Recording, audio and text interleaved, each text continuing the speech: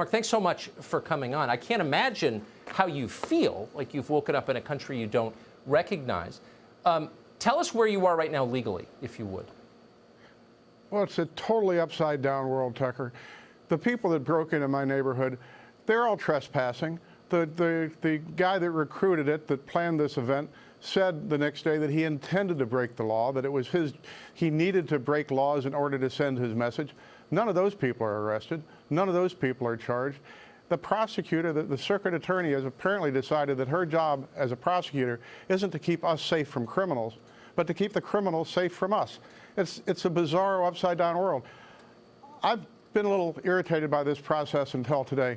Now I'm just flat-out pissed off. I mean, this has gotten to be outrageous. Well, you should be afraid, too. I mean, the force of the state is coming down on you for exercising the most basic right that exists. It's a natural right, the right of self-defense. Are you going to stay in a place that seeks to put you in prison for defending yourself? You know, everybody has to stand up and do what's right. And I'm not going to be bullied. I'm not going to be intimidated. The left, the mob, uses social intimidation and threats to get people to knuckle under and apologize for doing what's right.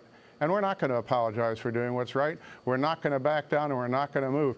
People need to stand up, wake up, and recognize this for what it is. It's a concerted effort to destroy our way of life, to change the fundamental basic social contract, to do away with capitalist democracy and replace it with mob rule, encouraging violence, protecting the criminals, and prosecuting people that try to defend themselves against it. It's a bizarro world. It's time for people to wake up and pay attention to it.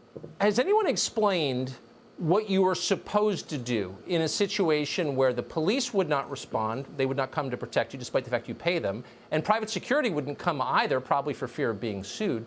What were you supposed to do once people break in and start threatening you? Well, you know, what various commentators have suggested is we should have just gone inside and filmed them with our cell phones.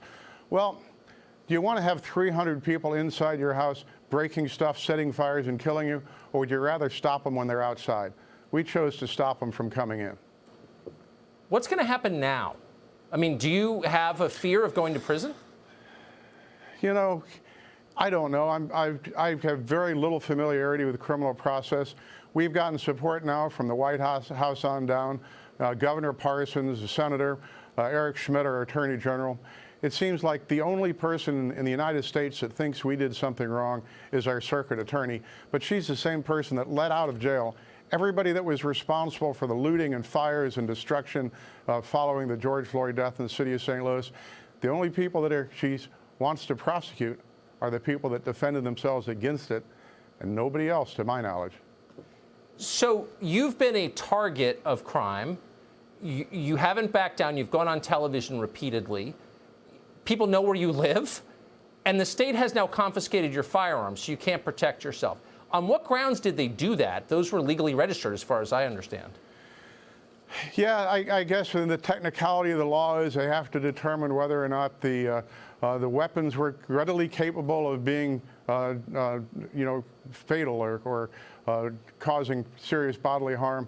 And so they have to take them and test them and that sort of thing. And there'll be some revelations that come out about that. But the bottom line is that, you know, the police, I've said this before, the police that came out to issue the warrant didn't want to have to do it. They knew that they were just doing their job. They were very polite about it. But nonetheless, you're right. I mean, they present the mob to our door and then strip us of our ability to defend against it. It's almost unbelievable. I appreciate your coming on tonight, and Godspeed to you and your wife, and we'll be following this, of course. Mark McCloskey, thank you. Thank you, Tucker.